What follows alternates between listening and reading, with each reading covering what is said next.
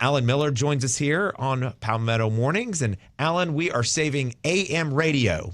There you go. We're leading the charge from right here in Rock Hill. Yeah, and it's been the stalwart of the radio dial for over 100 years now. In fact, WRHI is celebrating 80 years in 2024.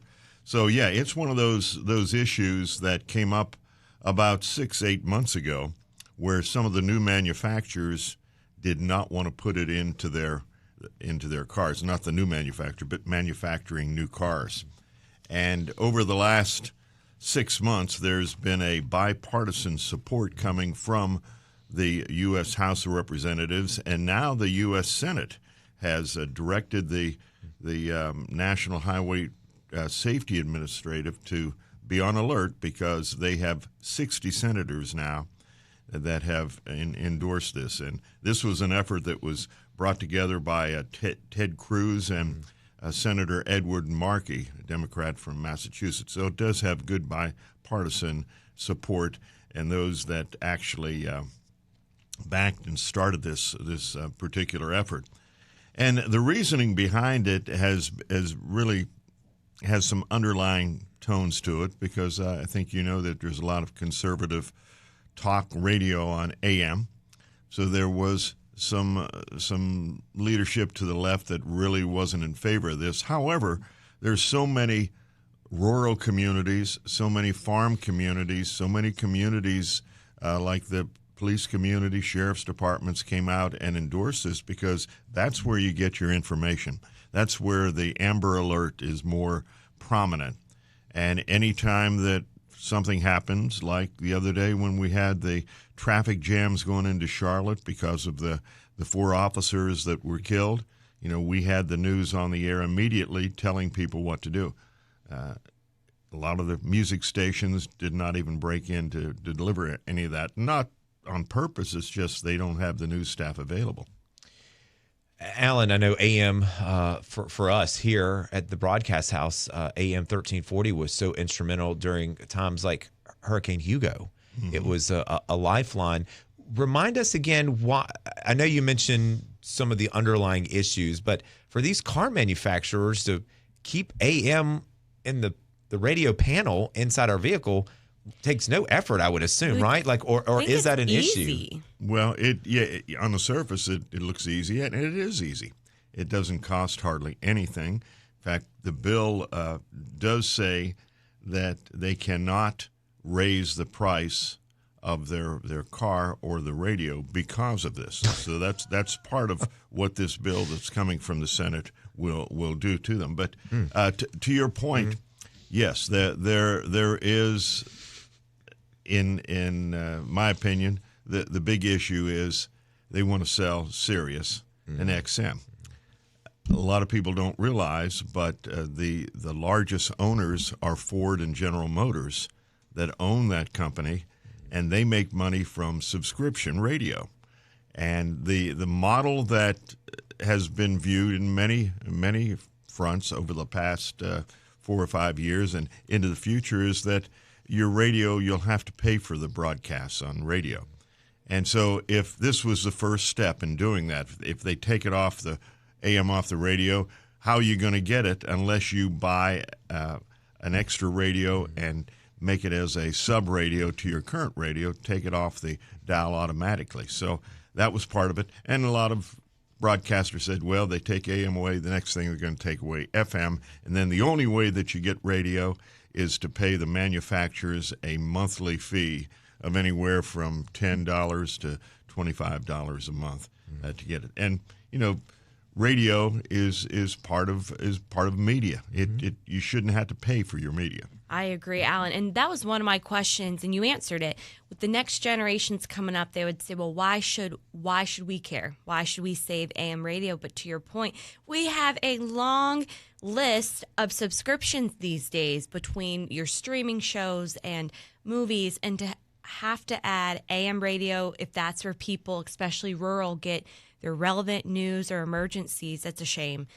I know we just had Manning Kimmel chime in live here, and he said, issues arose when the electric vehicles were being built with the issue of interference from the electric motors, but he disagrees and thinks that's just a ridiculous statement of a pushback of why getting rid of AM in the cars because of your electric vehicles coming out. Yeah, that really, they've shown that to be an erroneous objection to it. You know, I think, as I said, the big reason that they want to start charging somewhere down the line. You know, there's millions and millions of listeners every day that listen to AM radio. Maybe you who are listening today are listening on FM 100.1, or you're listening on other subtype of platform, but AM radio has every day over 150 million listeners that depend upon it for emergency management situations, and all of the other lifelines that go out to a lot of people, every corner of the U.S. to get a lot of talk radio, sports radio, updates in times of emergency. It's just common sense to continue to have AM as a part of the radio dial. It is the original part of the radio dial, and there's right now well over 8,000 radio stations out there, AM radio stations, that you'd lose that lifeline. The only way you could get it would be to, have a freestanding AM radio or on the older cars. And in my mind, I think it would hurt the value of new cars moving forward. I mean, I don't know if I'd want to buy a new car, if it didn't have AM radio in it.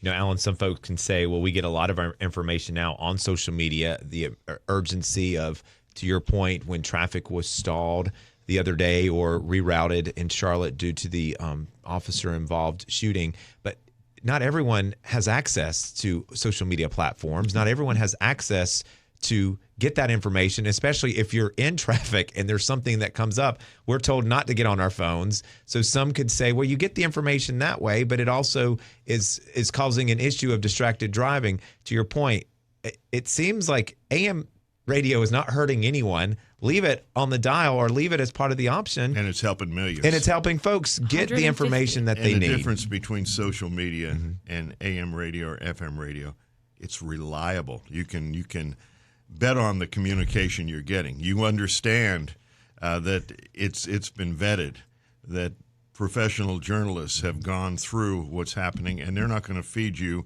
wrong information. They're going to do their very best. I mean, you basically take a vow when you become a journalist to do the truth, not to report something that you know is erroneous.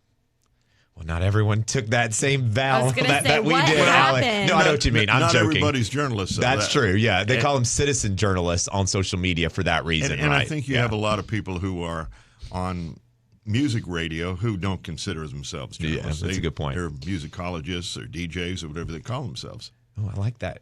Musicologists. Yeah. I actually never heard like of that one. So where is this piece of legislation? Where is it going to continue to go from here? It seems like it's moving in the right direction. Well, now since they got to 60 senators that have it's more than 60 bipartisan, they'll bring it up for a vote.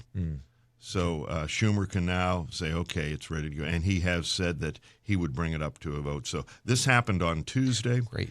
We understand that it could happen as early as this week, and once that happens, then the manufacturers will be directed to make sure that going forward they do have AM radio. There is only one, to my knowledge, one manufacturer, and I'm not sure which one it was, so I won't say that has said, well, we're just going to continue doing what we're doing. Everybody else has said, okay, we're going to kind of put a stall on our plans to get rid of AM radio until we find out what Congress does.